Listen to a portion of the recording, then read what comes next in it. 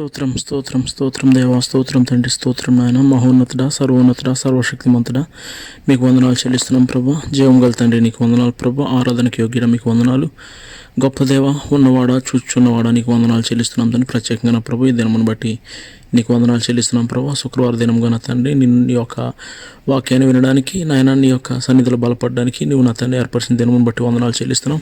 ప్రత్యేకంగా నా తండ్రి నాయన, మేము నా తండ్రి బహ్రెయిన్ దేశంలో ఉంటూ నాయన మరి నా ప్రభా, మేము ఇటు విధంగా వాక్యం వినడానికి మీరు ఇచ్చిన ధన్యతను బట్టి వందనాలు చెల్లిస్తున్నాం ప్రభా. నీ సేవకుని మీరు వాడుకుంటున్న విధానం బట్టి వందనాలు తండ్రి. అనేక మందికి ప్రభా నీ వాక్యం ద్వారా ప్రభా నాయన హెచ్చరికలు, అదే సమయంలో తండ్రి నాయన వాక్యం ద్వారా ఉద్యోగం కలిగించడానికి నా తండ్రి సేవకుని మీరు వాడుకుంటున్నారు తండ్రి. మీకు ముఖ్యంగా నా ప్రభా స్తుతులు చెల్లిస్తున్నాం, మిమ్మల్ని కనపరుస్తున్నాం తండ్రి. ప్రభా ఇదిగో తండ్రి నీ యొక్క సేవకుని ద్వారా అందరితో మీరు మాట్లాడుతున్నారు నా తండ్రి. నీ మాటలను బట్టి వందనాలు చెల్లిస్తున్నాం ప్రభా.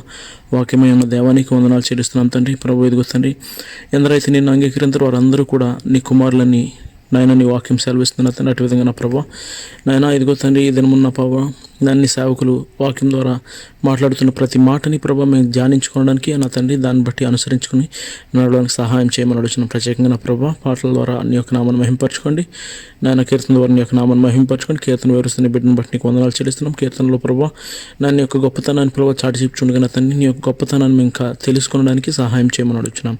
అలాగే నా ప్రభా నాయన ఇదిగో తండ్రి నాయన ఆరాధన ద్వారా మీ యొక్క నామాన్ని మహింపరచుకోండి. ప్రత్యేకించిన ప్రభా నాయన నీ సేవకుని ప్రభాని సిలువు చట్టు మరుగు చేసుకుని ప్రతి ఒక్కరితో స్పష్టంగా మీరు మాట్లాడమని ఈ శుక్రవారం దినమును బట్టి నాయన ఈ యొక్క ఆన్లైన్ ద్వారా నా తను మీరు ఇచ్చిన కృపను బట్టి వందనాలు చెల్లిస్తూ నజరేయుడైన యేసుక్రీస్తు నామమును బట్టి అడిగి వేడుకొంచున్నాం మా పరమ తండ్రి, ఆమేన్.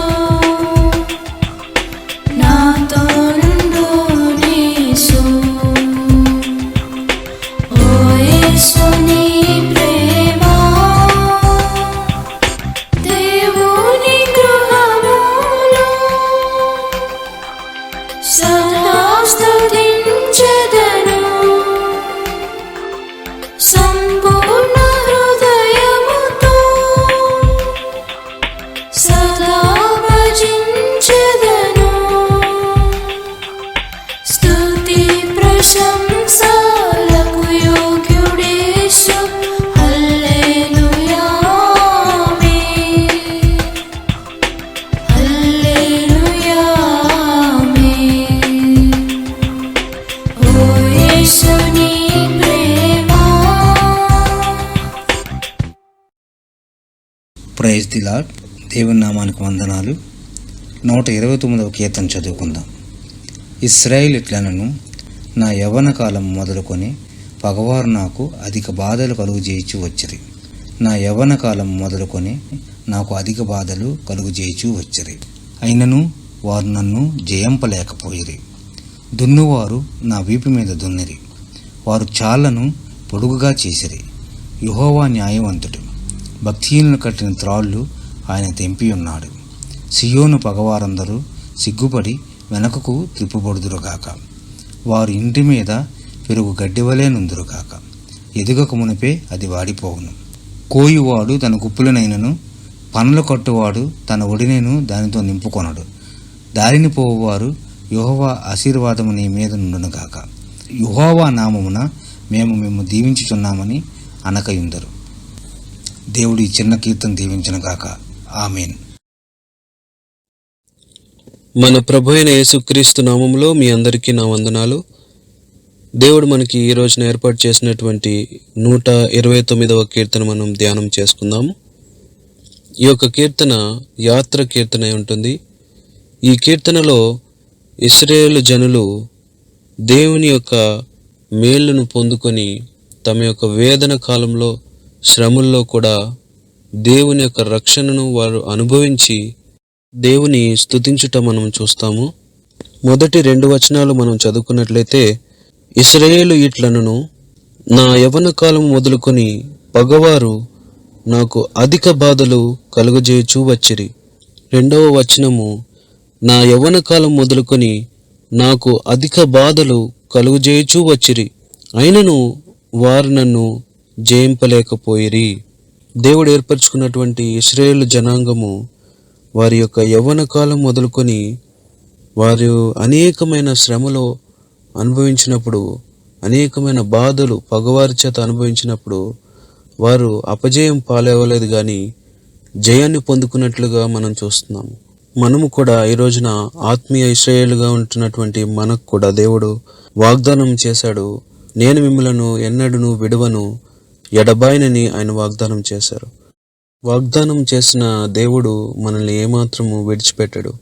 ఈ రోజున మనకి ఎటువంటి శ్రమ మన ముందు ఉన్నా కూడా, అది శరీర సంబంధమైన శ్రమ అయినా, ఆత్మలో కలుగుచున్నటువంటి మరి ఎటువంటి శ్రమలైనా సరే, దేవుడు ఆ శ్రమల నుంచి, ఆ వేదన నుంచి దేవుడు విడిపించడానికి ఆయన శక్తివంతుడై ఉంటున్నాడు. కాబట్టి ఆయన పైన మనము విశ్వాసం ఉంచుదాము. నరులు నమ్ముకుంటే కంటే యెహోవాను ఆశ్రయించటం మేలు. మరి మనుషులను చూస్తున్నామా, మనము దేవుని చూస్తున్నామా అనేది ఈ రోజున మనము పరిశీలన చేసుకుందాం. ఇశ్రాయేలు జనులు మరి దేవుని చూశారు. వారి యొక్క శ్రమల్లో వారి దేవుణ్ణి మర్చిపోకుండా దేవుని వారు జ్ఞాపకం చేసుకున్నారు, దేవుని స్తుతించారు. వారి ముందు ఎర్ర సముద్రం వచ్చినా కూడా దేవుని నామాన్ని స్తుతించినప్పుడు దేవుడు ఆ ఎర్ర సముద్రాన్ని కూడా 2 పాయలుగా చేసి ఆరిన నేలలో ఆయన నడిపించారు. ఆరిన నేలలో నడవటం అంటే అంత గొప్ప సముద్రం మధ్యలో దేవుని యొక్క మాట ఎంత శక్తివంతమైనదనేది మనము దాన్ని బట్టి మనం తెలుసుకోగలుగుతున్నాం. దేవుడు మనకు కూడా ఎటువంటి అసాధ్యమైన శ్రమలు మనకున్నా కూడా, అసాధ్యమైనటువంటి వారి సమస్యలు మనకున్నా కూడా దేవుని యొక్క వాగ్దానాన్ని ఆయన నెరవేర్చే దేవుడు. ఆయన పైన మనం విశ్వాసం ఉంచుదాము. తప్పకుండా మన యొక్క శ్రమల నుంచి ఆయన విడిపించుటకు ఆయన శక్తివంతుడైన దేవుడు. మన శ్రమల నుంచి ఆయన విడిపిస్తారు. అందుకని ఇక్కడ వారు చెబుతున్నారు కదా, అయినను వారు నన్ను జయించలేకపోయారు. వారి యొక్క పగవారు వారిని ఎంత హింసించినప్పటికీ కూడా, ఐగుప్తు దేశంలో వారు పొందినటువంటి అనేకమైన శ్రమల్లో కూడా వారు ఏమాత్రము దిగులు చెందకుండా దేవుణ్ణి వారు చూస్తూ ముందుకు వెళ్ళినప్పుడు వారికి జయాన్ని దేవుడు అనుగ్రహించినట్టుగా మనం చూస్తున్నాం. 3వ వచనంలో, దున్నువారు నా వీపు మీద దున్నిరి, వారు చాళ్లను పొడుగుగా చేసిరి. ప్రభు అయిన యేసుక్రీస్తు ఈ లోకంలో ఉన్నప్పుడు ఆయన పొందినటువంటి ఆ శ్రమలు, ఆయన పొందినటువంటి గాయాలు మనం జ్ఞాపకం చేసుకుంటాము. దేవుడు ప్రవచన రీతిగా ఈ యొక్క వచనాన్ని ఉంచినట్టుగా మనం చూస్తున్నాము. మరి దేవుని యొక్క కుమారుడు అనేకమైన శ్రమలు ఆయన అనుభవించారు.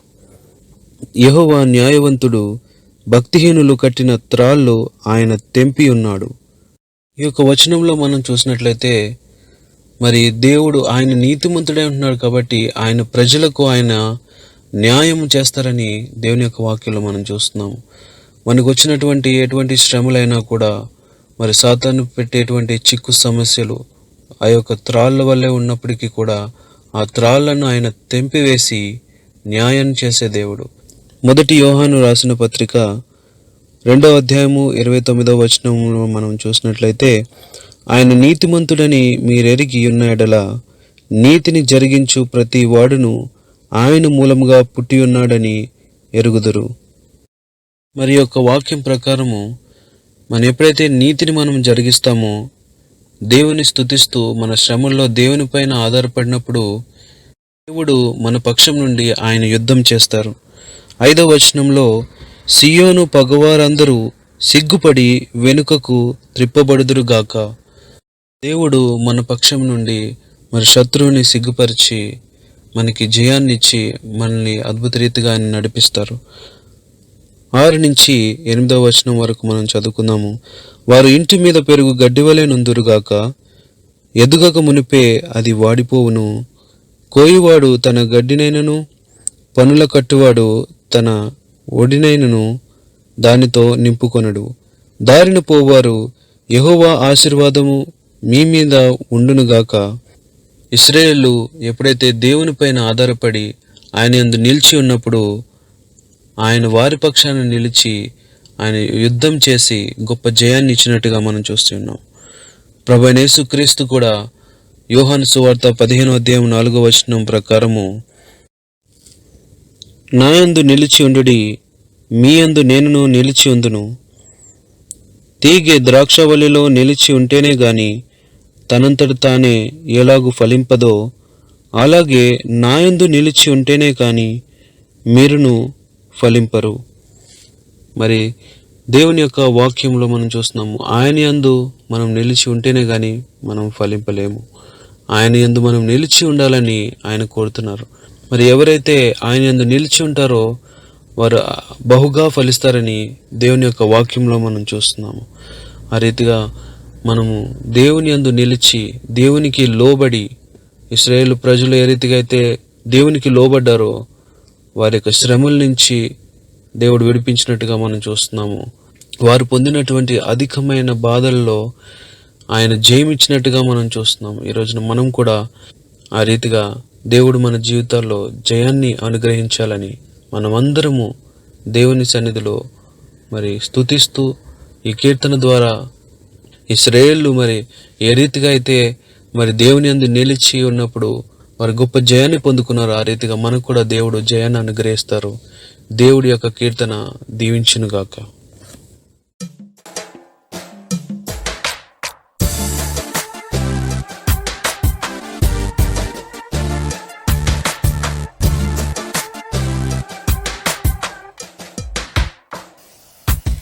కృపాక్షేమము నీ శాశ్వత జీవము, నా జీవిత కాలమంతయు నీవు దయచేయువాడవు.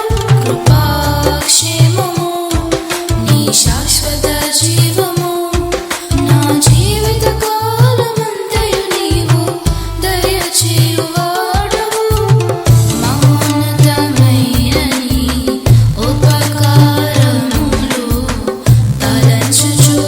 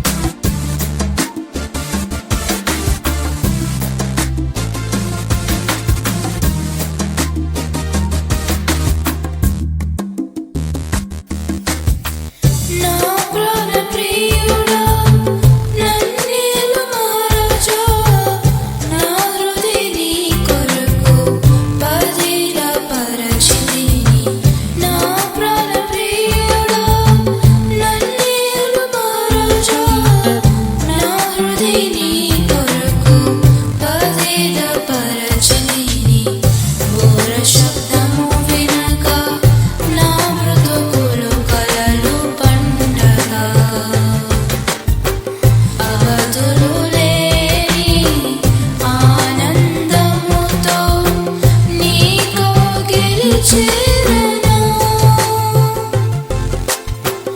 బుర్ర శబ్దము వినగా నా బ్రతుకులో కలలు పండగా అవధులు లేని ఆనందముతో నీకు గెలిచేరనా ఆరాధుడు అభిషిక్తుడు ఆరాధన నీకే ప్రాణేశ్వర నా యేసయ్య ఆరాధన నీకే ఆరాధుడు అభిషిక్తుడు ఆరాధన నీకే ప్రాణేశ్వర నా యేసయ్య ఆరాధన నీకే ఆరాధన నీకే కృపాక్షేమము నీ శాశ్వత జీవము నా జీవిత కాలమంతయు నీవు దయచేయువాడు కృపాక్షేమము నీ శాశ్వత జీవము నా జీవిత కాలమంతయు నీవు దయచేయువాడు మౌనతమైన నీ ఉపకారములు తలంచుచు అనుక్షణము పరవశించునా నీ కృపలోనే పరవశించునా మౌనతమైన నీ ఉపకారములు తలంచుచు అనుక్షణము పరవశించునా నీ కృపలోనే పరవశించునా నీ కృపలోనే పరవశించునా కృపాక్షేమము నీ శాశ్వత జీవము నా జీవిత కాలమంతయు నీవు దయచేయువాడు కృపాక్షేమము నీ శాశ్వత జీవము నా జీవిత కాలమంతయు నీవు దయచేయువాడు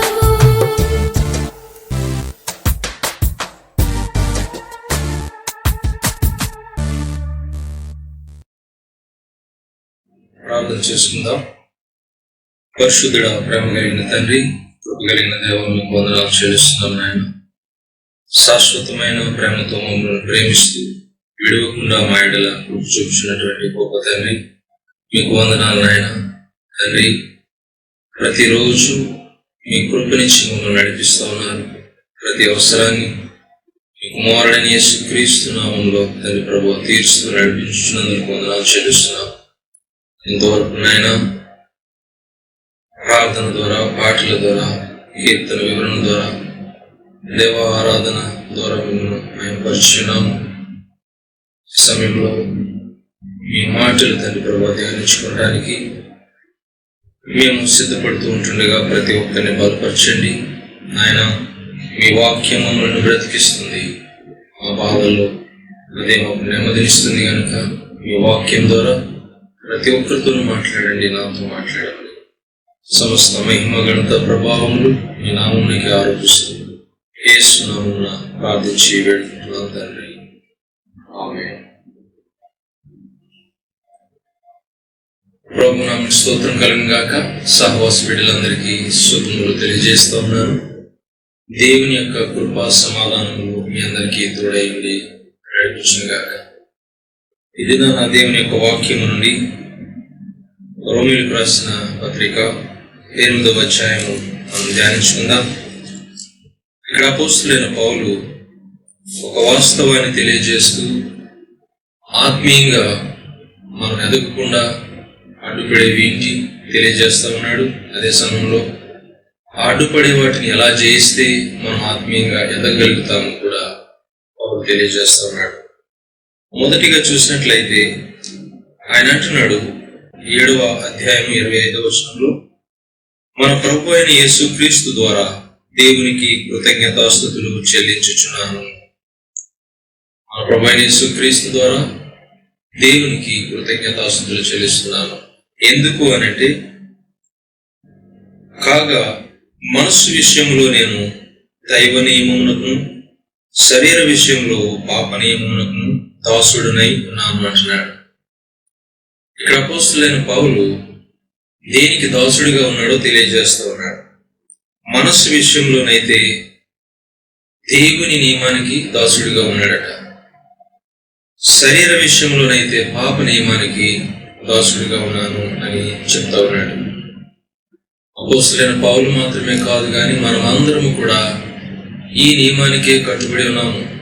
శరీరంలో ఒక నియమం ఉంది, ఆ నియమము పాప నియమం.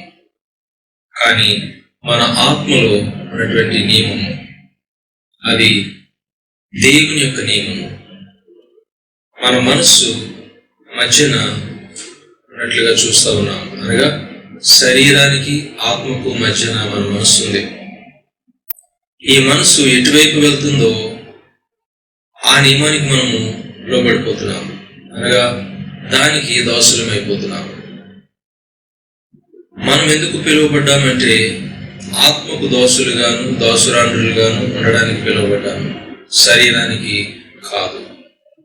ఈ విషయాల్ని తెలియచేయటం కోసం అపోస్తలుడైన పౌలు 8వ అధ్యాయంలో కొన్ని మాటలు తెలియజేస్తూ ఉన్నాడు. ఈ దినము ధ్యానం నిమిత్తమై రోమీయులకు రాసిన పత్రిక 8వ అధ్యాయం 1 నుంచి 11 వచనాలు మనం ధ్యానించుకుందాం. నేను దేవుని యొక్క నియమానికి దాసుడిగా ఉన్నాను గనుక నా మీద శిక్ష పరిపాలించలేదు అనేటువంటి విషయాన్ని ఆయన తెలియజేస్తున్నాడు. కాబట్టి ఇప్పుడు క్రీస్తు యేసునందున్న వారికి ఏ శిక్షా విధియు లేదు అని చెప్తా ఉన్నాడు. ఎవరి మనసు అయితే దేవుని మీద అనుకుంటుందో వారు శిక్ష నుంచి తప్పింపబడిన వారు.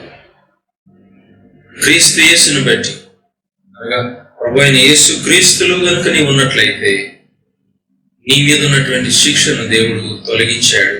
అది ఏ రీతిగా జరిగింది అని మనం చూసినట్లయితే, క్రీస్తు యేసునందు జీవమిచ్చు ఆత్మ యొక్క నియమము పాప మరణముల నియమము నుండి నన్ను విడిపించెను అని చెప్తూ ఉన్నాడు. క్రీస్తు యేసులో ఉన్నటువంటి ఆత్మ జీవమునిచ్చేటువంటి ఆత్మ. ఈ ఆత్మ ఏం చేస్తాడు అంటే పాపము మరణము అనేటువంటి నియమాల నుంచి మనల్ని విడిపిస్తాడు. దేవుని ఆత్మే మనలను పాపం నుంచి మరణం నుంచి తప్పించగలడు అనేటువంటి విషయాన్ని మనం గ్రహించాలి. ఎలా అంటే ధర్మశాస్త్రము దేనిని చేయలేకపోయిందో దానిని దేవుడు చేశాడు అని వాక్యం ద్వారా పౌలు తెలియజేస్తున్నాడు. ధర్మశాస్త్రము ఏం చేయలేకపోయింది, దేవుడు ఏం చేశాడు. ఈ విషయాలు మనం చూసినట్లయితే ధర్మశాస్త్రం చాలా పరిశుద్ధమైనది, ఉన్నతమైన స్థాయిని కలిగినటువంటి ధర్మశాస్త్రము, నైతిక విలువలతో కూడినటువంటి ధర్మశాస్త్రము, నీతి విషయంలో ఎంతో ఉన్నతమైనటువంటి స్థాయి కలిగినటువంటి ధర్మశాస్త్రము. దానిని అనుసరించేవారు నీతిమంతులు అవుతారని కూడా వాక్యం సెలవిస్తుంది. అయితే ధర్మశాస్త్రము చేయలేనిది ఏమిటి అంటే పాపి అయిన మనిషిని నీతిమంతుడిగా తీర్చలేనటువంటిది ధర్మశాస్త్రం. ఎందుకంటే అది అక్షరము మనిషిని చంపుతుంది అని వాక్యం సెలవిస్తుంది. చంపడం అంటే అర్థం ఏమిటంటే నీవు ఈ రీతిగా చేయాలి, చేయకపోతే నీవు శిక్షకు అర్హుడు అని ధర్మశాస్త్రము తెలియజేస్తుంది. కానీ నీతిగా బ్రతకగలిగే వారు ఈ లోకంలో ఎవరు కూడా లేరు. అనగా ధర్మశాస్త్రం పరిశుద్ధమైనదైనప్పటికీ, ఎంతో ఉన్నతమైనటువంటి నైతిక విలువలు కలిగినదైనప్పటికీ దానిని అనుసరించలేక మానవుడు తప్పు చేస్తున్నాడు, పాపం చేస్తున్నాడు. ఆ పాపం వలన మరణం అనేటువంటి శిక్షను పొందుకుంటున్నాడు. ధర్మశాస్త్రము వారిని ఆ పాపం నుంచి మరణం నుంచి విడిపించలేకపోయింది.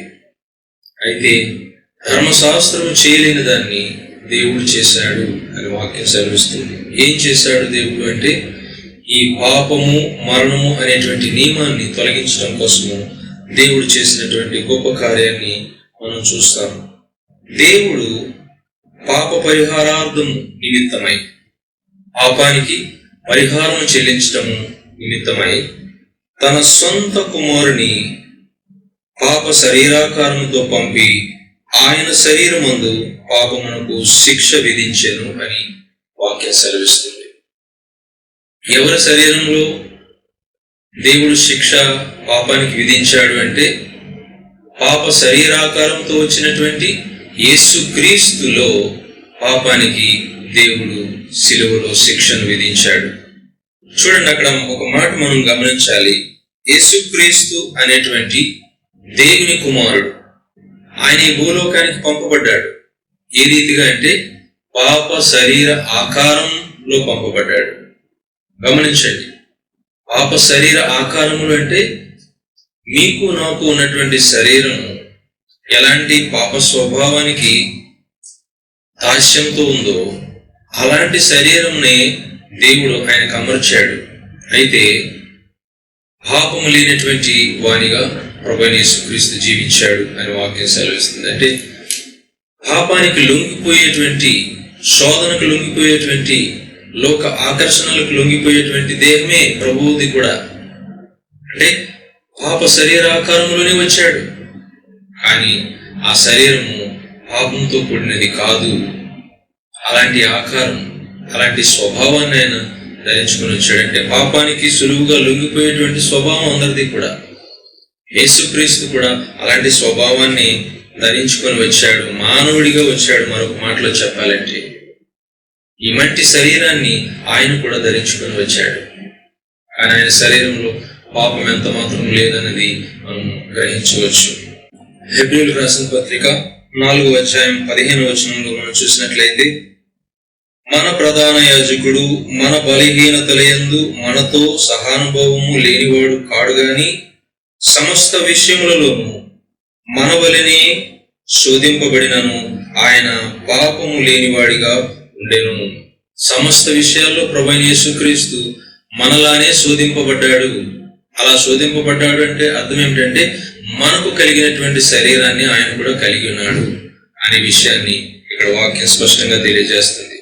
ఆయనకు మనకు తేడా ఏమిటంటే మనము శోధింపబడి పాపం చేస్తాము, కానీ మన వలె ఆయన శోధింపబడినప్పటికీ ఆయన పాపము లేనివాడిగా ఉన్నాడు అని వాక్యం సెలవిస్తుంది. 1 యోహాను పత్రికలో కూడా 3వ అధ్యాయము 5వ వచనంలో మనం చూసినట్లయితే, పాపములను తీసివేయుటకై ఆయన ప్రత్యక్షమాయనని మీకు తెలియను. ఆయన ఈ పాప శరీరాకారంలో ఎందుకు ప్రత్యక్షమయ్యాడు అంటే పాపములను తీసివేయుటకై. ఎవరి పాపములంటే శరీర సంబంధులుగా జీవిస్తున్నటువంటి సర్వలోక మానవాళి పాపములు తీసివేయుటకై ప్రభువైన యేసుక్రీస్తు ప్రత్యక్షమయ్యాడు. ఆయన యందు పాపమేమీ లేదు అని వాక్యం స్పష్టంగా సెలవిస్తుంది. ప్రభువైన యేసుక్రీస్తులో పాపమేమీ లేదు. ఇప్పుడు మనం చదివినటువంటి వాక్య భాగంలోనికి తిరిగి వద్దాం. పాప శరీరాకారముతో పంపబడినటువంటి యేసుక్రీస్తు యొక్క శరీరంలో దేవుడు సర్వమానవాళి పాపములు బ్రతుకుతుంటే ఆ పాపములో వచ్చేటువంటి జీతం మరణమైతే ఆ పాపమును యేసుక్రీస్తు యొక్క శిలువలో తండ్రి అయినటువంటి దేవుడు శిక్షించాడు. ఏ రీతిగా అంటే తన కుమారుడిని బలి చేయుట ద్వారా అని మనం చూస్తూ ఉన్నాము. ఆయన శరీరమందు పాపమునకు శిక్ష విధించెను. వాక్యం అక్కడ రాయబడి ఉన్నది. శరీరానుసారులు శరీర విషయముల మీద మనస్సునుందురు, ఆత్మానుసారులు ఆత్మ విషయముల మీద మనస్సునుందురు. శరీరానుసారమైనటువంటి మనస్సు మరణము. శరీరాన్ని అనుసరించి జీవించేవారు మరణానికి పాత్రులు. శరీరానుసారమైనటువంటి మనస్సు ఏమిటి అని మనం చూసినట్లయితే గలతీయులకు రాసిన పత్రికలో 5వ అధ్యాయంలో 19వ వచనంలో కొన్ని మనకు అర్థమయ్యే విషయాలు చెప్తాను. శరీరానుసారమైన మనసు కలిగిన వారు చేసేటువంటి క్రియలు, వారి యొక్క ప్రవర్తన ఏ రీతిగా ఉంటుందంటే చారత్వంతో వారు బ్రతుకుతారు, అపవిత్రతలో వారు బ్రతుకుతారు, కాముకత్వంలో వారు బ్రతుకుతారు, ద్వేషములు, కలహములు, మత్సరములు, క్రోధములు, కక్షలు, భేదములు, అసూయలు, అల్లరితో కూడినటువంటి ఆటపాటలు, ఇలాంటివన్నీ కూడా శరీర సంబంధులుగా ఉన్నవారు చేస్తారు. వాటి యొక్క అంతము మరణమని వాక్యం సెలవిస్తుంది. ఇటు వాటిలో పాల్గొన్న ప్రతి ఒక్కరూ కూడా పరలోక రాజ్యంలోనికి ప్రవేశించలేరు అనే వాక్యం స్పష్టంగా సెలవుస్తుంది. దేవుని రాజ్యమును స్వతంత్రించుకోలేరు. శరీరానుసారమైనటువంటి మనసు మరణంలోనికి మనల్ని నడిపిస్తుంది. ఈ స్వభావం నుంచి విడిపించడానికి ప్రభువైన యేసుక్రీస్తు ఈ లోకానికి వచ్చాడు. ఎందుకు ఈ ప్రపంచంలో కామం చేత పీడింపబడుతున్న వారు, ఘోరమైనటువంటి కార్యాలు చేస్తున్న వారు ఉన్నారు అంటే శరీర స్వభావానికి అప్పగించుకున్న వారు కనుక అలాంటి స్థితిలో వారు ఉన్నారు. ఈ శరీర స్వభావం అందరిలోనే ఉంది. మీతో మాట్లాడుతున్న నాలోనే ఉంది, వింటున్న మీలోనూ కూడా ఉంది. అయితే వ్యత్యాసం ఎక్కడ? దేవునికి స్తోత్రం, దేవుని ఆత్మ ద్వారా ఈ స్వభావాన్ని మనం జయించగలుగుతాము. అందరిలోనూ ఉన్నది ఒకే పాప స్వభావం. క్రీస్తు ఏ రీతిగా శరీరధారిగా ఉన్నప్పటికీ ఈ పాపమును, ఆ పాప స్వభావాన్ని జయించాడు. మనము కూడా దేవుని కృపను బట్టి, దేవుని ఆత్మ ద్వారా శరీర క్రియలను, శరీర స్వభావాన్ని జయించగలము అనే వాక్యం ద్వారా మనం గ్రహించాలి. మన మనస్సు దేని మీద అనుకుంటుంది అనేది ప్రాముఖ్యం. మన మనస్సు గనక శరీరం మీద అనుకుంటే ఇప్పుడు చదివినటువంటి ఆ శరీర క్రియల్లో మనం పాల్గొంటాం. కామానికి, అపవిత్రతకు, గొడవలకు, ద్వేషాలకు, అసూయకు, అల్లరితో కూడినటువంటి ఆటలకు, పాటలకు మనం అప్పగించుకుంటాం. ఇది శరీర సంబంధమైనటువంటి స్వభావం. ఈ స్వభావంతో ఈ మాటలు వింటున్నటువంటి నీవు ఉన్నట్లయితే దేవుని రాజ్యంలోనికి ప్రవేశించడం అసాధ్యమని నీవు గ్రహించాలి. కారణము, శరీర సంబంధులు పరలోక రాజ్యానికి వెళ్ళలేరు. ఎవరు వెళ్ళగలరు అంటే ఆత్మ సంబంధులు మాత్రమే పరలోకానికి వెళ్ళగలరు. కారణము, ఇలాంటి క్రియలు చేసేవారు పరలోకంలో ఎక్కడా కనిపించరు.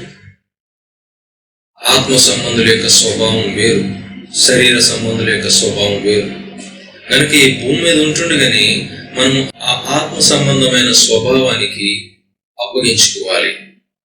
ఆత్మ సంబంధమైనటువంటి స్వభావము ఏమిటి? దీనిని లేఖనాలు తెలియజేస్తా ఉన్నాయి. ఆత్మ ఫలము, ఆత్మ యొక్క ఫలము. నీవు ఆత్మను అనుసరించి జీవిస్తే నీలో ఫలము కనిపిస్తుంది. ఏంటి ఆ ఫలం అంటే? నీవు ప్రేమ కలిగి ఉంటావు, సంతోషాన్ని కలిగి ఉంటావు, సమాధానాన్ని కలిగి ఉంటావు, దీర్ఘశాంతమును కలిగి ఉంటావు, సాత్వికాన్ని కలిగి ఉంటావు, దయాళుత్వాన్ని కలిగి ఉంటావు, మంచితనాన్ని కలిగి ఉంటావు, విశ్వాసాన్ని కలిగి ఉంటావు, ఆశా నిగ్రహాన్ని కలిగి ఉంటావు. వాక్యం సెలవిస్తుంది. ఆత్మఫలం. మనము ఆత్మను అనుసరించి జీవిస్తున్నామా, శరీరాన్ని అనుసరించి జీవిస్తున్నామా అనేది ప్రతిరోజు మనం పరీక్షించుకోవాల్సినటువంటి బాధ్యత మనకుంది. ప్రభు వచ్చే వరకు కూడా మనము ఆత్మలో బ్రతకాలి, ఆత్మను అనుసరించి జీవించాలని ఆయన వాక్యం ద్వారా తెలియజేస్తూ ఉన్నాడు. చూడండి, గలతీయులకు రాసిన పత్రిక 5వ అధ్యాయంలో 16వ వచనము, నేను చెప్పినదేమనగా ఆత్మానుసారముగా నడుచుకొనుడి, ఆత్మానుసారంగా నడుచుకొనుడి, అప్పుడు మీరు శరీరేచ్ఛలను నెరవేర్చరు.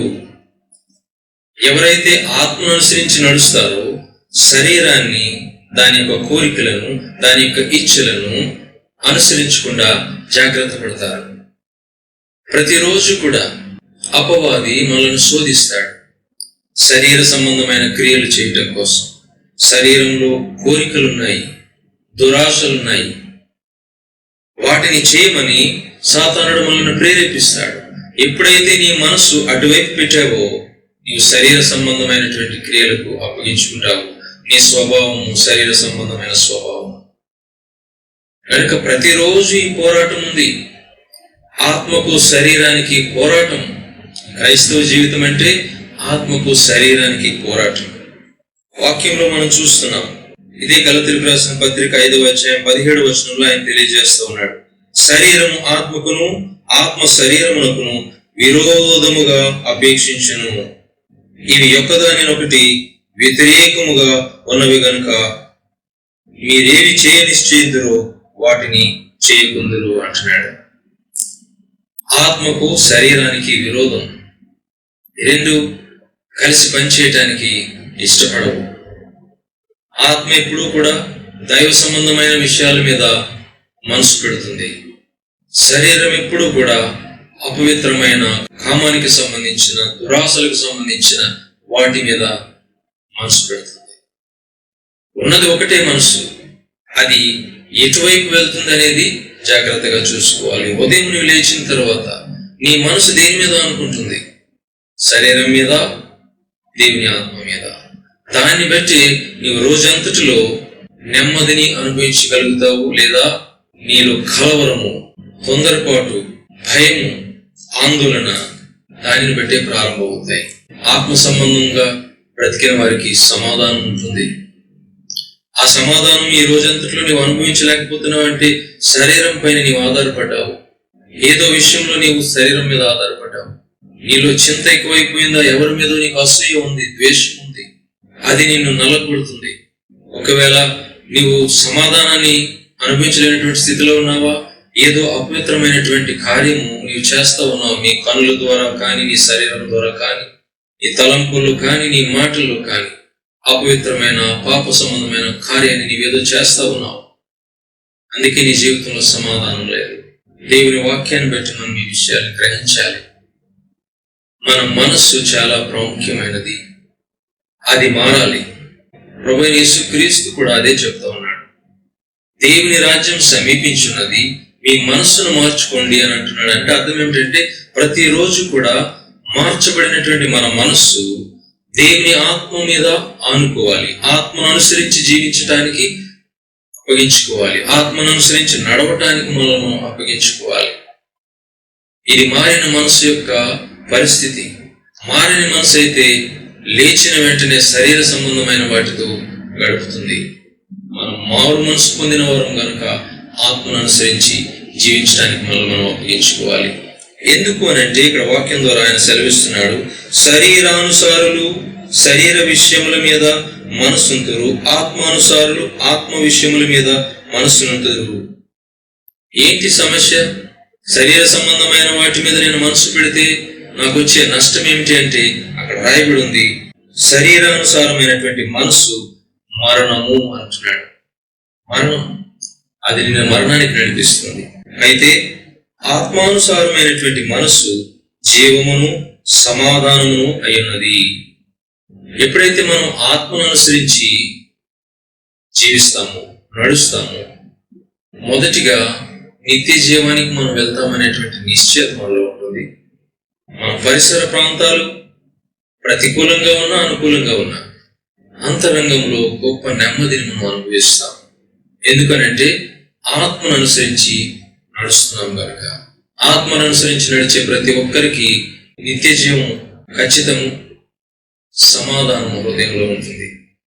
ఆత్మను అనుసరించేవారు అంటే అర్థం ఏంటంటే దేవుని యందు విశ్వాసం ఉంచేవారు. విశ్వాసం లేకుండా దేవునికి ఇష్టలైనట అసాధ్యం. అనగా దేవునికి ప్రియమైన వారుగా మనం ఉండాలంటే విశ్వాసం మనలో కావాలి. ఆయనకి ఇష్టలైన ప్రజలకు భూమి మీద సమాధానం అని వాక్యం తెలియజేస్తూ ఉంది. దేవునికి ఇష్టలుగా బ్రతకడం అంటే అర్థం ఏంటి? దేవుని యొక్క ఆత్మ నడిపింపుకు మనం అప్పగించుకోవడం, మన మనస్సు దేవుని మాట వినేటట్లుగా మనం అప్పగించుకోవడం. అప్పుడు మనకి ఈ భూమి మీద సమాధానం. ఇది దేవుని యొక్క వాగ్దానం. ఎవరివైనా సరే దేవుని సమాధానం అనుభవించాలి అంటే నీ ఆత్మ దేవుని మాటలను అనుసరించి జీవించాలి. శరీరాన్ని అనుసరించి జీవిస్తే నీలో సమాధానం ఉండదు, నిత్య జీవాన్ని కోల్పోతావు. తుదకు అది నేను మరణానికి నడిపిస్తుంది. మన మార్గాలు అవి యథార్థంగా మనకు కనిపించవచ్చు, తుదకు అవి మనల్ని మరణానికి నడిపిస్తాయనేటువంటి విషయాన్ని మాత్రం మనం మర్చిపోకూడదు. ఆత్మానుసారమైనటువంటి మనస్సు జీవమును సమాధానము కలుగజేస్తుంది అని చెప్తా ఉన్నాడు ఆయన. ఏలయనగా శరీరానుసారమైన మనస్సు దేవునికి విరోధమై ఉన్నది, అది దేవుని ధర్మశాస్త్రమునకు లోబడదు, ఏ మాత్రమును లోబడనేరదు. ఎవరైతే ఈ శరీరాన్ని అనుసరించి జీవిస్తారో, ఉదయం లేచిన దగ్గర నుంచి శరీర సంబంధమైన క్రియలు, పాప సంబంధమైన క్రియలు, ఆకర్షణలు, సమయాన్ని పాడు చేసుకునేటువంటి పరిస్థితి, ఏ మాత్రం సమయానికి విలువనివ్వలేనటువంటి పరిస్థితి, ఆ సమయాన్నంతా కూడా శరీర సంబంధమైన విషయాల కొరకే ఏమి తినాలా, ఏమి త్రాగాలా, ఎలాంటి బట్టలు వేసుకోవాలా, ఈ శరీరానికి సంబంధించినటువంటి కోరికల వెంబడి వెళ్ళాలా అనేటువంటి ఆలోచన ఎదుర్కొంటుంది. ఉదయం లేచిన తర్వాత శరీరము ఏదో కోరుతుంది, దురాశలను కోరుతుంది, శరీర సంబంధమైనటువంటి కామ సంబంధమైనటువంటి వాటిని శరీరం కోరుతుంది. వాటిని ఇవ్వటం కోసమే మనిషి ప్రయత్నిస్తూ ఉంటాడు. ఉదయం లేచిన దగ్గర నుంచి శరీరాన్ని సంతోషపరచడం కోసమే ప్రయాసపడేటువంటి వారు దేవుణ్ణి సంతోషపెట్టలేరు. దేవుని వాక్యానికి వారు విధేయులు కాలేరు. రాయబడింది, శరీరానుసారమైనటువంటి మనసు దేవునికి విరోధమైనది. ఎవరైతే ఇలాంటి కార్యాలలో ఉంటారో వారు దేవునికి విరోధంగా ఉంటారు. దేవుని బిడ్డలనే చెప్పుకుంటారు, కానీ దైవ సంబంధమైనటువంటి విషయాల్లో తమను తాము అప్పగించుకోలేరు. బలహీనులుగా, నిష్ప్రయోజకులుగా, ఫలింపు లేని వారిగా బ్రతుకుతూ ఉంటారు. పేరుకు మాత్రమే క్రైస్తవులు, కానీ దేవునికి లోబడరు. దేవునికి ఎంత మాత్రము లోబడరు. దేవునికి విరోధంగా బ్రతుకుతారు. దేవుని మాటలకు ఎంత మాత్రం కూడా లోబడడానికి ఇష్టపడరు. ఎందుకంటే శరీరానికి లోబడుతున్నారు కనుక. శరీరానికి లోబడి ఏ వ్యక్తి కూడా దేవుని వాక్యానికి లోబడ్డు. ఈ శరీరాన్ని వాక్యం వినటానికి కూర్చుని పెట్టగలుగుతావేమో, కానీ వాక్యాన్ని అంగీకరించడానికి కానీ ఆ వాక్యానికి లోబడ్డానికి కానీ నీ శరీరం ఒప్పుకోదు. ఎందుకంటే అది విరోధంగా నీకు పోరాడుతూ ఉంటుంది. అందుకే అనేక మంది పుట్టు క్రైస్తవులు కూడా, సంవత్సరాలుగా క్రైస్తవత్వంలో ఉన్నామని చెప్పుకున్న వారు కూడా పాప సంబంధమైన అలవాట్లతో బలహీనురాలుగా బ్రతకడానికి గల కారణము వారు శరీరాన్ని అనుసరించి జీవిస్తున్నారు. వారి మనసు శరీరానికి దాస్యమైపోయింది కనుక దేవుని సంతోషపరచలేరు, దేవుని మాటకు లోబడలేరు. ఆత్మ సంబంధులైతే అలా కాదు. ఆత్మ సంబంధులు దేవుని మాటకు లోబడతారు, దేవుని సంతోషపరుస్తారు. దేవుని సంతోషపరచడం అంటే ప్రతిరోజు ఉదయం లేచిన తర్వాత మన మనసు దేవుని మీదే అనుకుంటుంది కనుక దేవుడు నెమ్మదినిస్తాడు. వాక్యం మనకి స్పష్టంగా తెలియజేస్తూ ఉంది, ఎవరి మనస్సు నీ మీద ఆనుకొనును వారిని పూర్ణ శాంతి గలవానిగా చేయదు, కాపాడదు. ఎందుకంటే వారు నీ యందు విశ్వాసం ఉంచి ఉన్నారని వాక్యం సెలవిస్తుంది. దేవుని యందు విశ్వాసం ఉంచే ప్రతి ఒక్కరు కూడా వారి మనస్సును ఆత్మస్వరూపి అయిన దేవుని మీద ఆనుకునడానికి అప్పగిస్తున్నారు కనుక దేవుడు హృదయంలో గొప్ప నెమ్మది, శాంతి అనుగ్రహిస్తాడు. కానీ శరీరాన్ని అనుసరించేటువంటి వారు వారి మనసు అంతా కూడా శరీర సంబంధమైనటువంటి వాటి మీద, ఉదయం లేచిన దగ్గర నుంచి తిండి మీద మనసు ఉంటుంది, ఉదయం లేచిన దగ్గర నుంచి బట్ట మీద మనసు ఉంటుంది, ఉదయం లేచిన దగ్గర నుంచి మొబైల్లో చూడకూడనటువంటివన్నీ చూడాలనేటువంటి దురాశ, కామపు కోరికలు, లోకంలో ఉన్నవన్నీ వార్తలు చదువుతూ ఈ శరీరము పాప సంబంధమైన వాటికి అప్పగించుకుంటుంది. లోకంలో చెడు కార్యాలు చేయటానికే ఈ మీడియా అంతా మనుషులను ప్రోత్సాహపరుస్తుంది. అదే సమయంలో ఆత్మానుసారులు కూడా మీడియా ద్వారా బలపరచబడుతున్నారు. ఏ రీతిగా అంటే వారికి నచ్చినది ఆత్మ సంబంధంగా వారిని బలపరిచే వాటిని తీసుకుంటున్నారు, దాని ద్వారా బలం పొందుతున్నారు. నువ్వేం చూస్తున్నావో జాగ్రత్త. మొబైల్ వాడడం తప్పు కాదు, సోషల్ మీడియాలో ఇన్వాల్వ్ అవ్వడం తప్పు కాదు, కానీ నీవు దేనికి కనెక్ట్ అయ్యి ఉన్నావు?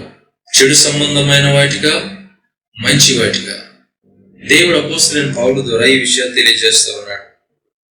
ఆత్మ సంబంధులు ఎలాంటి స్థితి కలిగి ఉంటారు, ఏమి వెతుకుతారు, దేనికి వారు అప్పగించుకుంటారు అంటే ఫిలిప్పీయులకు రాసిన పత్రిక 4వ అధ్యాయం 8వ వచనంలో, సహోదరులారా, ఏ యోగ్యత అయినను మెప్పైనను ఉండిన యెడల ఏవి సత్యమైనవో, సోషల్ మీడియాలో ఏవి సత్యమైనవో, ఏవి మాన్యమైనవో, ఏవి న్యాయమైనవో, ఏవి పవిత్రమైనవో, ఏవి రమ్యమైనవో, ఏవి ఖ్యాతి గలవో వాటిని ధ్యానించమంటున్నాడు.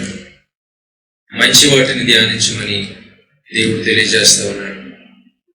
నా దృష్టిలో నేను అనుకునేది మంచి చెడులు తెలివినిచ్చేటువంటి వృక్షం లాంటిదని నేను అనుకుంటాను. ఎందుకంటే ఇదే మీడియాలో మంచి ఎంతో ఉంది, చెడు కూడా ఎంతో ఉంది.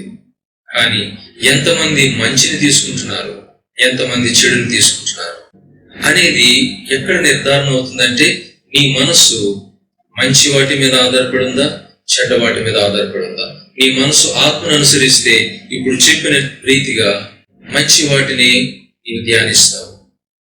నీ మనసు శరీర సంబంధమైన వాటి మీద ఆధారపడి ఉంటే మీడియాలో ఉన్న చెడునంతటిని చూడడానికి, ఆ రీతిగా నీవు బ్రతకడానికి అప్పగించుకుంటావు. కనుక ఇది చాలా ప్రాముఖ్యం. ప్రతిరోజు ఈ పోరాటం ప్రతి ఒక్కరిలో ఉంటుంది. క్రైస్తవుల్లోనూ క్రైస్తవులు కాని వాళ్ళలోనూ, విశ్వాసుల్లోనూ అవిశ్వాసుల్లోనూ ఈ పోరాటం సమానమే, భేదమేమీ లేదు. అందరూ ఈ పోరాటంలో ఉన్నారు. ఉదయం లేచిన తర్వాత నీ మనసు దేని మీద అనుకుంటుంది? శరీరం మీద, దేవుని యొక్క ఆత్మ మీద. ఆత్మను అనుసరించి మనం నడిస్తే ప్రేమ, సమాధానము, సంతోషము, దీర్ఘశాంతము, దయాళుత్వము, మంచితనము, సాత్వికము, విశ్వాసము, ఆశానిగ్రహం ఇవి మనలో కనిపిస్తాయి. ఉదయం లేచిన తర్వాత ప్రేమ నీలో లేదా? శరీర సంబంధంగా. నీలో సంతోషం కనిపించడం లేదా? నీవు శరీర సంబంధిగా ఉన్నావు. నీలో శాంతం లేదా? నీలో దయ కనిపించడం లేదా? నీలో మంచితనం కనిపించడం లేదా? విశ్వాసము లేని స్థితిలో నీవు ఉన్నావా? శరీర సంబంధమైనటువంటి కోరికలు నిన్ను ప్రేరేపిస్తుంటే నీలో ఆశానిగ్రహం లేకుండా ఉన్నావా? వెంటనే దానికి లోబడిపోతున్నావా? గమనించు, నీ మనసు ఆత్మపక్షంగా లేదు కానీ శరీరపక్షంగా ఉంది అని నీవు గ్రహించి వెంటనే ప్రభు దగ్గరికి రా. ప్రభు దగ్గర నీ పాపమును ఒప్పుకో, ఆయనను కడగమని చెప్పు. ఇక నేను మొదటి వచనం చాలా ప్రాముఖ్యం. ఎవరైనాను క్రీస్తునందున ఎడల వారికి ఏ శిక్షా విధి కూడా లేదు. ఎవరిలో ఉండాలి మనం? ఆత్మస్వరూపి అయినటువంటి క్రీస్తులో మనం ఉండాలి. ఆయనలో ఉంటే మనకు శిక్ష లేదు. కారణము, మనతో పోరాడుతున్నటువంటి ఆ పాప నియమాన్ని జయించిన వాడు ప్రభువైన యేసుక్రీస్తు. ఆయన లోపల ఉండి ఆ పాప నియమాన్ని జయించలేనటువంటి బలహీనమైనటువంటి మనలను ఆయన బలపరిచి దానిని జయించే కృప మనకు అనుగ్రహిస్తాడు ఆయన. ఇది చాలా ప్రాముఖ్యం. కనుక ప్రతిరోజు ఈ పోరాటంలో మనం పాల్గొంటున్నాము. ఎవరి పక్షంగా మనం ఉంటున్నాము? ఆత్మపక్షంగా, శరీరపక్షంగా. ఈ రెండు నీలోనే ఉన్నాయి. దేవుని ఆత్మ నీలో ఉన్నాడు, బయట శరీరం ఉంది, మనస్సు మధ్యన ఉంది. నీవు ఆత్మకు లోబడ్డావా, దేవుని యొక్క సమాధానం అనిపిస్తావు. నీవు శరీరానికి లోబడ్డావా, మరణానికి నిన్ను నీవు అప్పగించుకుంటున్నావు. నీలో ఆత్మఫలం కనిపించదు. నీలో కలవరము, చింత, బాధ నిన్ను ఆవరిస్తాయి. భయం నిన్ను ఆవరిస్తుంది.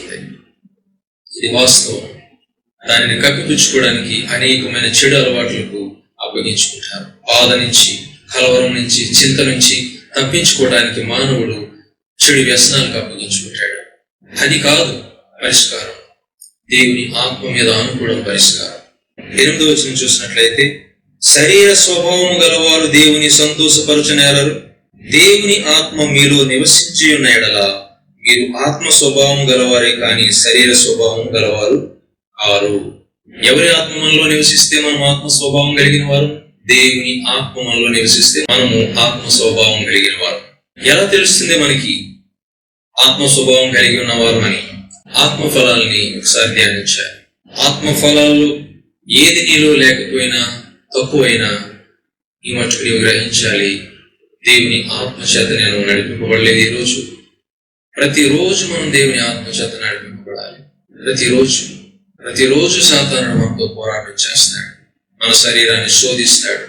వాక్యం ఏమైనా సెలవిస్తుంది? ప్రభువైన యేసుక్రీస్తు అన్నాడు, నన్ను వెంబడించువాడు తన్ను తాను ఉపేక్షించుకొని. అంటే అర్థం ఏమిటంటే, ఈ శరీరాన్ని నలగగొట్టుకొని శరీర సంబంధమైనటువంటి కోరికలను, దురాశలను అనగదొక్కి ప్రతిరోజు తన సిలువనెత్తుకొని నన్ను వెంబడించాలి. అనగా శరీర సంబంధమైనటువంటి మనస్సును విడిచిపెట్టి ఆత్మ సంబంధమైన మనస్సుతో ప్రభువును వెంబడించాలి. అనగా నీ స్వార్థాన్ని నీవు విడిచిపెట్టాలి. స్వార్థం ఎప్పుడు కూడా శరీర సంబంధమైనటువంటి కార్యాల కొరకే అది మనలను ఆకర్షిస్తుంది. కానీ దేవుని ప్రేమ ఎల్లప్పుడూ మనలను దేవుని వైపులకు ఆకర్షిస్తుంది. ప్రభు చెప్తా ఉన్నాడు, నిన్ను నీవు పరీక్షించుకో. నీవు ఏ మనసు కలిగి ఉన్నావు? శరీర సంబంధమైన మనసా, ఆత్మ సంబంధమైన పరిస్థితులు. ప్రభువు కనుక మనలో ఉన్నట్లయితే మనం ఆత్మఫలం అనుభవిస్తాము, ఆత్మానుసారంగా జీవించగలుగుతాము, ఆత్మ స్వభావాన్ని కలిగి మనం జీవించగలుగుతాం. ఎవడైనను క్రీస్తు ఆత్మ లేనివాడైతే వాడు ఆయన వాడు కాడు. ఎవరిలోనైతే క్రీస్తు ఆత్మ ఉండదో వారు క్రీస్తు వారు. మనం క్రీస్తు వారమని ఎలా తెలుస్తుందంటే ఆయన ఆత్మను మనం అనుసరించి జీవించినట్టు. క్రీస్తు మీలో ఉన్న ఎడల మీ శరీరము పాప విషయమై మృతమైనది గాను, మీ ఆత్మ నీతి విషయమై జీవము కలిగి ఉన్నది. ఆత్మ నీతి విషయమై జీవం కలిగి ఉంటుంది. క్రీస్తు ఆత్మ మనలో ఉన్నట్లయితే శరీర సంబంధమైన క్రియల విషయంలోను, కోరికల విషయంలోను చచ్చిన వారంగా మనం ఉంటాం. ఆత్మను అనుసరించి నీతికి అప్పగించుకుంటాం. ఆత్మ విషయంలో జీవం కలిగిన వారుగా ఉంటాం. నీతిగా నడవటానికి దేవుని యొక్క ఆత్మ మనకు సహాయం చేస్తాడు. లేదా శరీర సంబంధమైన కోరికల విషయంలో మనం ఆశా నిగ్రహం కలిగిన వారమై వాటిని అణచివేసేటువంటి స్థితిలో మనం ఉంటాం. 11వ వచనంలో మృతులలో నుండి యేసును లేపిన వాని ఆత్మ మీలో నివసించిన ఎడల, మృతులలో నుండి క్రీస్తు యేసును లేపిన వాడు చావునకు లోనైన మీ శరీరములను కూడా మీలో నివసించుచున్న తన ఆత్మ ద్వారా జీవింపజేయును. మనలో దేవుని ఆత్మ నివసిస్తున్నాడు. ఆ ఆత్మ ఏం చేస్తాడంటే చావునకు లోనైనటువంటి ఈ శరీరం, అనగా పాపం వలన మరణానికి లోనైనటువంటి ఈ శరీరాన్ని దేవుడు తన ఆత్మ ద్వారా జీవింపజేస్తాడు. అంటే అర్థం ఏమిటంటే మనము ఆత్మను అనుసరించుకునేవారుగా, ఆత్మను అనుసరించి నడిచేవారిగా ఆయన సహాయం చేస్తాడు. కనుక చావునకు లోనైన ఈ శరీరము జీవమునకు అప్పగించుకుంటుంది. అనగా శరీర సంబంధమైనటువంటి ఏ పాపానికి అప్పగించుకోకుండా దైవ సంబంధమైనటువంటి కార్యాలకి మనం అప్పగించుకుంటాం. ఇది పోరాటం. ఈ పోరాటంలో మనం ప్రభు పక్షంగా ఉండాలి. ఇప్పుడు ఈ విషయాన్ని మీరు గ్రహించండి. ఈ మాటలు వింటూ ఉంటుండగా మీకు ఒక ప్రశ్న వస్తుంది. ఏమిటంటే ఆత్మానుసారంగా నడవటం అంటే ఏంటి? పరిశుద్ధాత్మ దేవుడు ఆత్మ మనకు కనిపించడం లేదు. ఆత్మను మనం అనుసరించి ఎలా నడవగలుగుతాం? ఎవరైనా మన ముందు నడిస్తేనే కదా వారిని అనుసరించి మనం నడవగలుగుతాం. మన ముందు ఎవరో కనిపించలేనప్పుడు వారిని అనుసరించి మనం ఎలా నడవగలుగుతాం? ఆత్మను ఎవరు చూడలేరు. ఆత్మను అనుసరించి మనం ఎలా బ్రతకగలము అనేటువంటి ప్రశ్న మీలో రావచ్చు. దానికి జవాబుగా ప్రభువైన యేసుక్రీస్తు శిష్యులతో ఒక మాట చెప్పాడు. ఈ మాట చాలా ప్రాముఖ్యమైనది. యోహాను సువార్త 6వ అధ్యాయము 63వ వచనం చదువుకుందాం. ఆత్మయే జీవింపజేయుచున్నది, శరీరము కేవలము నిష్ప్రయోజనము. శరీరం ఎలాంటిదట? కేవలం నిష్ప్రయోజనము. సులువుగా అర్థం చేసుకోవచ్చు. ఈ శరీరంలో గనక ఆత్మ లేకపోతే ఈ శరీరంలో ఏమైనా ప్రయోజనం ఉందా? నిష్ప్రయోజనమైనది. ఆత్మ లేని ఈ దేహము ఎందుకు పనికిరాదు. కొన్ని గంటల్లో దీన్ని తీసుకుని వెళ్ళి పాతి పెట్టేస్తారు. నిష్ప్రయోజనమైనది. ఈ శరీరానికి విలువంటూ ఉందంటే, ఈ శరీరానికి అందము, జీవము ఉంది అంటే లోపలున్న దేవుని ఆత్మను బట్టి. కనుక దేవుని ఆత్మే మనల్ని జీవింపజేస్తున్నది అనేటువంటి విషయాన్ని మనం గ్రహించాలి. శరీరము కేవలం నిష్ప్రయోజనమైనది. ఆత్మ లేని శరీరము మృతము, పనికిరానిది, పాతి పెట్టడానికి పనికొస్తుంది. ఆత్మ లేకపోతే ఈ శరీరం కుళ్ళిపోతుంది, పురుగులు పడుతుంది అనే విషయాన్ని మనం గ్రహించాలి. ఆత్మయే జీవింపజేస్తున్నది దేహాన్ని. శరీరం కేవలం నిష్ప్రయోజనం అని చెప్తూ ప్రభువైన యేసుక్రీస్తు ఒక మాట చెప్పారు. నేను మీతో చెప్పి ఉన్న మాటలు ఆత్మయు జీవమునై ఉన్నవి. ఇక్కడ స్పష్టంగా ప్రభువైన యేసుక్రీస్తు చెప్తా ఉన్నాడు. ఆత్మానుసారంగా జీవించడము అంటే ఏమిటంటే ఆత్మ మనకు కనిపించడం లేదు. కానీ ప్రభు చెప్తున్నటువంటి మాటలు, నేను మీతో చెప్పినటువంటి మాటలే ఆత్మయు జీవమునై ఉన్నాయి అంటున్నాడు. అనగా దేవుని యొక్క వాక్యమే ఆత్మ జీవము. అందుకే కదా కీర్తనకారుడు అంటాడు, నీ వాక్యం నన్ను బ్రతికించున్నది, నా బాధల్లో అది నాకు నెమ్మది కలుగు చేస్తున్నది. అనగా బ్రతికించే దేవుని యొక్క వాక్యం, జీవము కలిగినటువంటి వాక్యం. ఇది జీవవాక్యం. సజీవమైనటువంటి దేవుడు తన బిడ్డలతో మాట్లాడినటువంటి మాటలు. ఈ మాటలు ఆత్మ జీవము. ఎందుకంటే వాక్యము ఆత్మయే ఉన్నాడు. ఆది యందు వాక్యం ఉండెను, వాక్యము దేవుని యొద్ద ఉండెను, వాక్యము దేవుడైండెను, వాక్యము దేవుడైండెను. అనగా దేవుడు ఆత్మస్వరూపి. ఆ ఆత్మస్వరూపి అయినటువంటి దేవుడు ఏమై ఉన్నాడట? వాక్యమై ఉన్నాడు. ప్రభువైన యేసుక్రీస్తు మనతో మాట్లాడినటువంటి మాటలు ఆయన వాక్యం, జీవవాక్యం. ఆ వాక్యాన్ని మనం హృదయంలో ముందు నింపుకోవాలి. నింపుకున్న వాక్యాన్ని మనం భద్రం చేసుకోవాలి. ఎప్పుడైతే ఆ వాక్యాన్ని హృదయంలో నింపుకొని భద్రం చేసుకుంటున్నామో మనం దేవుని యొక్క ఆత్మను నింపుకున్నామని అర్థం. ఆత్మను నింపుకున్నాం గనుక హృదయం నిండి ఉన్న దానిని బట్టే నోరు మాట్లాడుతుంది. హృదయంలో ఉన్న దానిని బట్టే నీ మనసు తలస్తుంది, నీ శరీరం కూడా ఆశపడుతుంది. దేవుని వాక్యాన్ని నీవు నింపుకుంటే, దేవుని వాక్యాన్ని హృదయంలో భద్రం చేసుకుంటే, ఈ వాక్యము ఆత్మై ఉన్నాడు గనుక నీ మనసు కూడా ఈ ఆత్మను అనుసరించి జీవించగలుగుతుంది.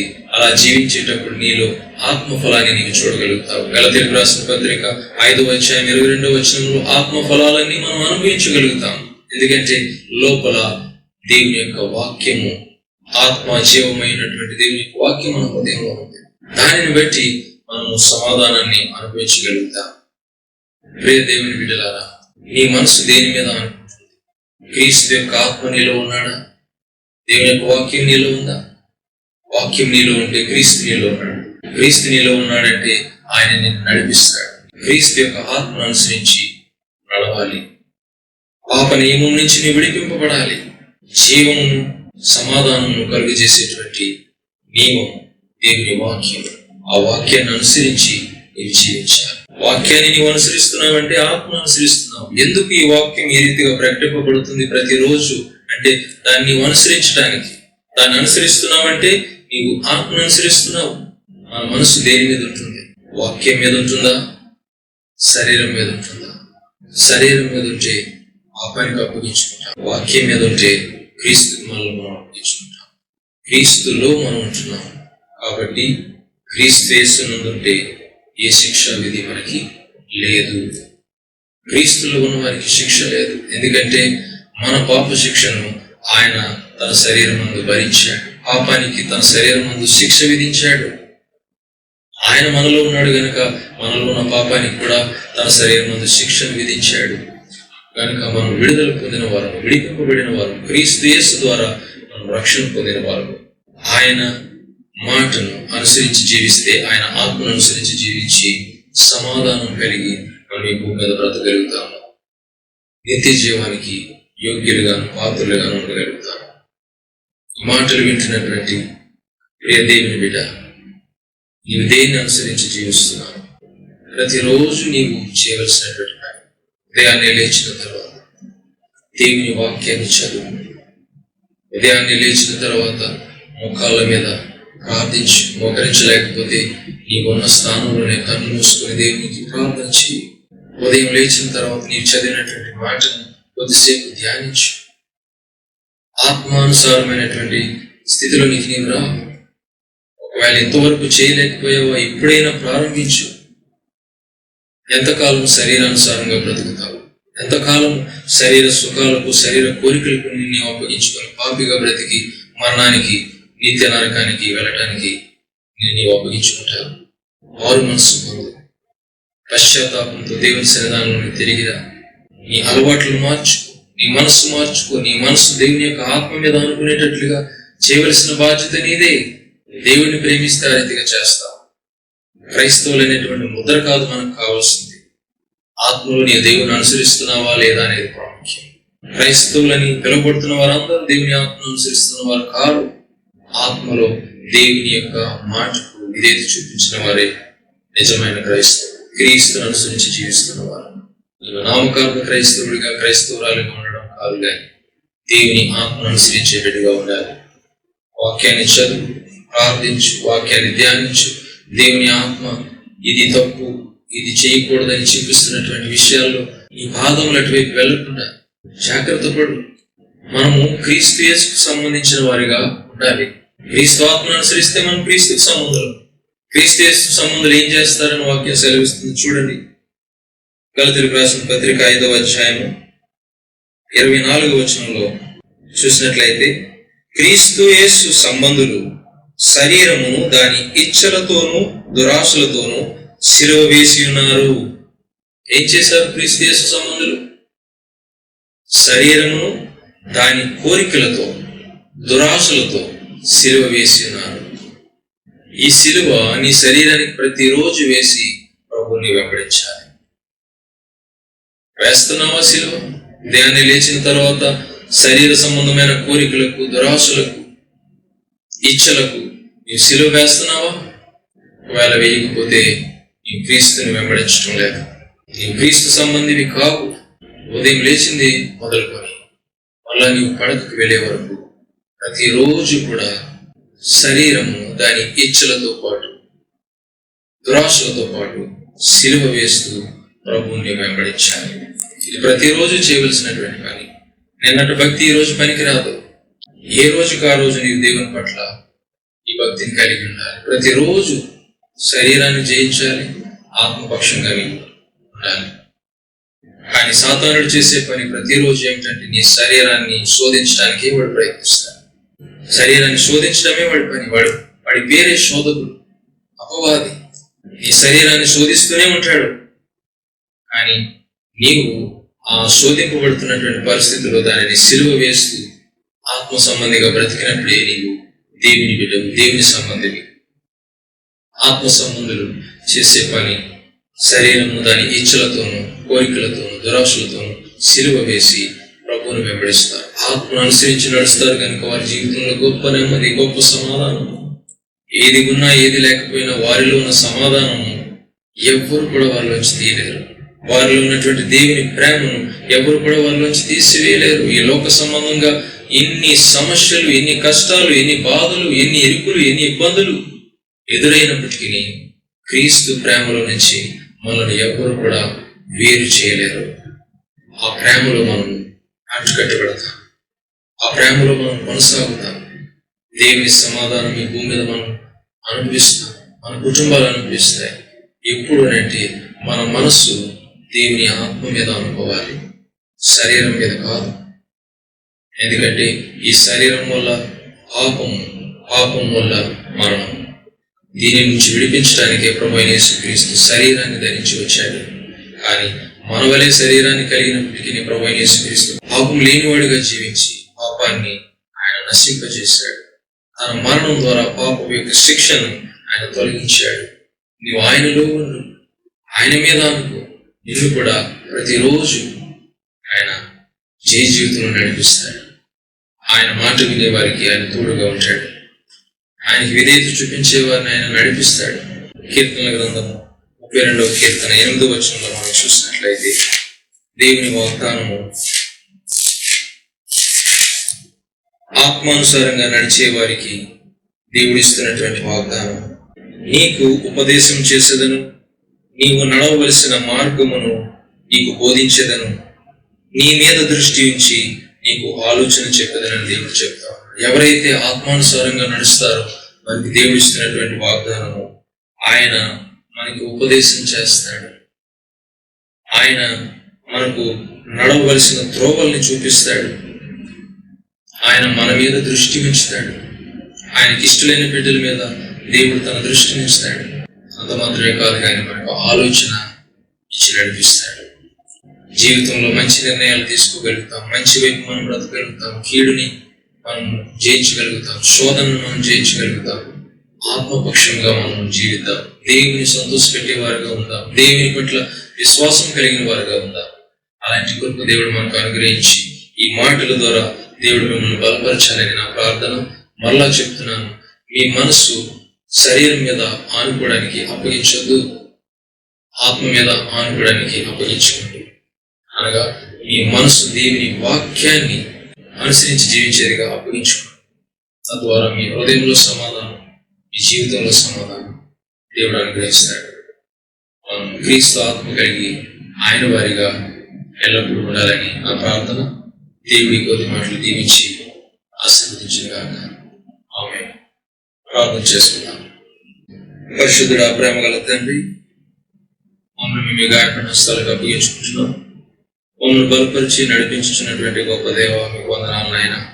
ప్రతిరోజు కూడా మీ ఆత్మను అనుసరించి జీవించే వారిగా మమ్మల్ని చేయండి.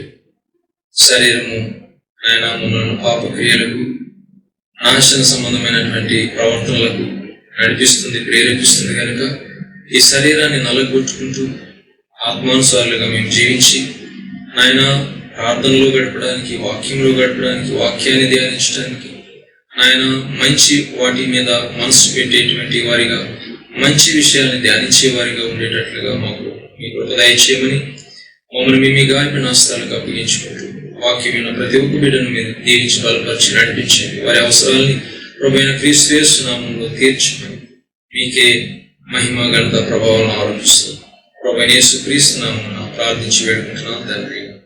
ఆమేన్. మన తండ్రి అయిన దేవుని ప్రేమ, ప్రభువైన యేసు క్రీస్తు కృప, పరిశుద్ధాత్మ తండ్రి యొక్క అన్యోన్య సహవాసము ఈ మాటలు వినిన ప్రతి ఒక్కరికి తోడయండి, ఆత్మను అనుసరించే బిడ్డలుగా బలపరిచి నడిపించుగాక. ఆమేన్. Praise the lord. దేవుడు మిమ్మల్ని దీవించుగాక.